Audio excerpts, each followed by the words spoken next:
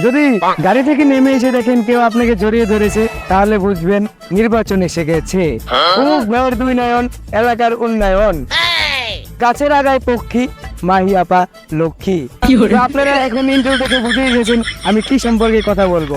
আজকে আমরা চলে এসেছি নির্বাচনের উত্তেজনা মানুষের মধ্যে কিভাবে বিরাজ করছে সেই অবস্থা জানতে।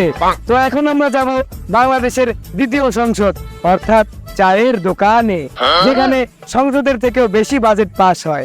এখন আমরা যাওয়া যাক সেই সমস্ত লোকদের পরামর্শ নেওয়া যাক যারা বাংলাদেশের 1971 সালের বেঁচে যাওয়া বুদ্ধিজীবী। চলুন আমরা তাদের কাছে যাই। তো আমরা এখন চলে এসেছি সেই এক চায়ের দোকানে অর্থাৎ দ্বিতীয় সংসদে। দেখতে পাচ্ছি আমরা একটা কাকি বসে আছে, তো তার কাছ থেকে আমরা নির্বাচনের খবরটি জানবো। কাকি আসসালামু আলাইকুম। সরি দর্শক, পিছনের ব্যাকসাইড থেকে বুঝতে পারছি যে সে আসলে ফিমেল, আসলে যে সে মেল, আমি এটা বুঝতে পারি নাই। ও কাকা, এই যে আসন্ন যে নির্বাচন, এই নির্বাচন নিয়ে আপনার মনে কি উত্তেজনা বিরাজ করছে? নিজের জ্বালায় বাঁচেন আবার নির্বাচনের কথা বলতেছেন মি আপনি? নিজের সময় দিতে পারেন, আমি নির্বাচনে কি সময় দেবো আমি? মানে এই যে নির্বাচনের যে আমেজ, আপনাদের এলাকায় কিরকম নির্বাচনের আমেজ চলছে? ভাই বিভিন্ন জায়গায় স্লোগান চলতেছে, মাইক চলছে, এক একজন উত্তেজিত ভাবে চলতেছে। তো কি বলবো বলেন নির্বাচনের কথা? আপনি নিজে তো দেখতে পারতেছেন যে নির্বাচনে সবাই ব্যস্ত, তাহলে আমি সময় দিতে পারতাছি না। না, আমি তো সেটা দেখছি যে আসলে নির্বাচন নিয়ে এলাকায় খুবই উত্তেজনা চলতেছে। তো কাকা, আপনার মতামতটা কি? আগে চা খাওয়ান, তারপর মতামত দিতেছি। না কাকা, চা তো আসলে আগে চা খাও। আমরা তো আসছি কাকা একটা চ্যানেলের থেকে ইন্টারভিউ দিতে, আমরা তো কোনো নির্বাচনী বিতরণ করতে আসি নাই কাকা। আসেন না, আমি তো সে কথা বলি নাই। নির্বাচনের কথা বললে আগে চা সিগারেট খাওয়ায়, তারপরে নির্বাচনের কথা বলি। আগে চা খাওয়ান। তো এই বছরে বাজেট কিরকম দিতেছে আপনাদের? না, এই বছরে তেমন কোনো বাজেট পাই নাই। কারণ না খাইলো 30, খাইলো 30, একই অবস্থা। সব এক কাপ চা খাইলো 30 টাকা, মিটিং এ গেলো 30 টাকা, না গেলো 30 টাকা। কি করুম ভাই কোন? মনের তো খেলে চায়ের দোকানে বসে রয়েছি, যারা আসবে দে কয় কাপ চা খাওয়ায়, তাদের পক্ষে আমি কথা বলি। তো এই কাকার যে ভাষ্য যে যে তাকে চা খাওয়াবে তার পক্ষে সে কথা বলবে, আসলে যুক্তিটা যে দিছে আমি তাদের সাথে একমত। তো কাকাকে অনেক ধন্যবাদ কাকা, আপনার মূল্যবান বক্তব্য আমাদের সাথে শেয়ার করার জন্য। তো আমরা এখন চলে যাব পরবর্তী এক ইয়াং ভাইয়ের কাছে, যিনি কাকারই সহপাঠী মনে হচ্ছে। তো ভাই, আপনার কাছে নির্বাচন মানে কেমন বিস্তার করতেছে? কাকে আপনি সাপোর্ট দিচ্ছেন? আমি তো ভোটটা মাইয়া পাকেই দিব। কেন? কারণ সে আমার ক্রাশ। কারণ আমি ছোটবেলা থেকে তাকে দেখে দেখেই বড় হয়েছি, তার ভিডিও দেখে বড় হয়েছি আমি। বুঝতে পারছি সে মাইয়া আবার পাগলা ভর্ত, অতএব তার কাছ থেকে আমার মনে হয় না ভালো কিছু বক্তব্য আশা করা যেতে পারে। তো আমরা এখন চলে যাচ্ছি পরবর্তী আরেকজনের কাছে। চলুন।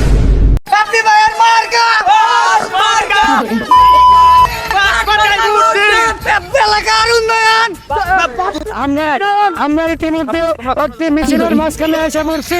এখন যার নাম হচ্ছে মিস্টার বাপ্পি, সে আমাদের কাছ থেকে উপস্থিত হয়েছেন।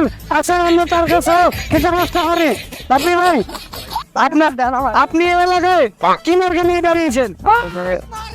যে আমার তো চামচারা বলে দিল বাস মার্কা। মার্কা। তো এই বছর উনি বাস মার্কায় দাঁড়িয়েছেন। এখন আমরা জানবো যে উনি যদি এলাকায় নির্বাচিত হয় তাহলে এলাকার কি কি উন্নয়ন করবেন। আসলে আমি যদি নির্বাচিত হই, এই যে রাস্তাঘাট দেখতেছেন, বিল্ডিং, তারপর ইত্যাদি ইত্যাদি, স্কুল কলেজ মাদ্রাসা, এগুলো যেরকম আছে এরকমই থাকবে। বাট হচ্ছে গিয়া আমার এখন আপাতত দেখতেছেন এই যে আমার এই যে প্লট গুলো দেখতেছেন ফাঁকা। তো আমি যদি নির্বাচনে জয়যুক্ত হই তাহলে আসলে এগুলো সব 10 তলা 20 তলা বিল্ডিং করে ফেলবো। আর পাবলিক যা করে করুক, এটা আমার দেখার বিষয় না। আমি নিজে ঠিক থাকলে আমার যারা আছে ভাই ব্রাদার তারা ঠিক থাকলে। আপনারা ইতিমধ্যে দেখেন যে উনি আসলে যদি নির্বাচনে জয়যুক্ত হয় তাহলে পাবলিক যা মঞ্চে তা হোক, কিন্তু ওনার উন্নয়ন কি হবে আপনারা দেখে শুনে নিজের ভোটটা নিজেরা ঠিক মতো ভাবে দেবেন। তো আমরা আজকে এইভাবে আমরা মিছিলের পরে অনেকগুলো আছে, আমরা আরেকটা নিয়ে যাবো। আছেন? তো আমরা এখন দেখতে পাচ্ছি একজন কাকা যে কাঠ কাটতেছে। আমরা তার থেকে আর কি নির্বাচনের যে উত্তেজনা, তার মনোভাবটা আমরা নিব। কাকা আসসালামু আলাইকুম। ওয়ালাইকুম আসসালাম ওয়া রাহমাতুল্লাহি ওয়া বারাকাতুহু। তো কাকা এই আসন্ন যে নির্বাচন, এই নির্বাচন সম্পর্কে আপনার বক্তব্য কি? আমি এই বিষয়ে কিছু জানি না। আমি পেট নীতি করি, রাজনীতি করি না, ও, আপনি রাজনীতি করেন না? নীতি করি। আচ্ছা কাকা, আপনাদের এই এলাকায় এরকম কয়জন নেতা আছে যাকে ভোট দিলে আসলে এলাকার উন্নয়ন হবে? এরকম কিছুই নাই, একজনও না? জানো না।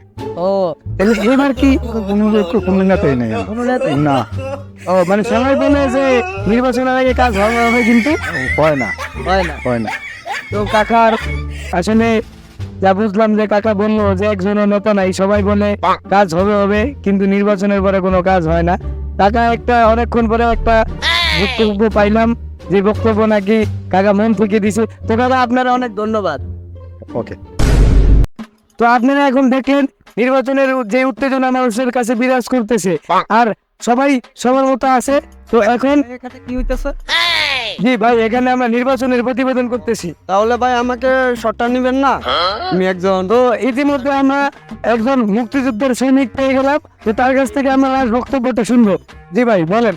আমি 1971 সাল থেকে আমি মনে করেন যে এই রাজনীতির পথে আছি এবং করি, এবং আমার প্রাণপ্রিয় ভাই যারা আছে আমি তাদেরকে শ্রদ্ধা করি। তো ভাই, আপনার 1971 সালে আপনি মানে 1971 সাল থেকে আপনি রাজনীতি করেন, হ্যাঁ। কিন্তু আপনার বয়স কত? বয়সটা মেটার না ভাই, আমি মন থেকে করি তো রাজনীতি ভাই, ঠিক আছে? এটাই হলো বড় মেটার। ও, সে মানে মন থেকে রাজনীতি করো, বয়স কোনো ব্যাপার না। তো ভাই আপনাকে অনেক ধন্যবাদ। তো ইতিমধ্যে আমি বলতেছি যে শীতকালে গোসল করতে লাগে আমার শরম, আর নির্বাচনের মাঠ এখন গরম। তো ভিডিওটা কেমন লাগলো অবশ্যই লাইক কমেন্ট শেয়ার এবং সাবস্ক্রাইব করবেন। আজকের মতো বিদায়, আল্লাহ হাফেজ। যদি গাড়ি থেকে ভাই দাঁড়ান। তো আমরা এখন দেখতে পাচ্ছি একজন কাক, রে কাকা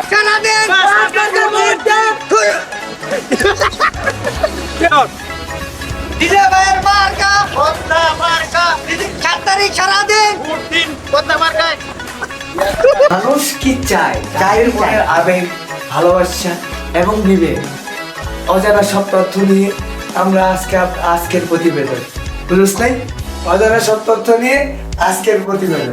এবারে বলবি যে আসন্ন জাতীয় নির্বাচনকে কেন্দ্র করবে, আসন্ন মানে আস্তে নির্বাচনকে কেন্দ্র করে আরো রিয়েলিস্টিক দোষ আজকে আপনাদের এই রিপোর্টে দেখাবো। তো এখন আমাদের মাঠে আছে ভিলেন ভাই, আমরা সরাসরি তার কাছে চলে যাবো। Hello mic test, hello villain ভাই, তাহলে আপনি এলাম, তা আমি এদিকে তো আমি থাকবো আবার।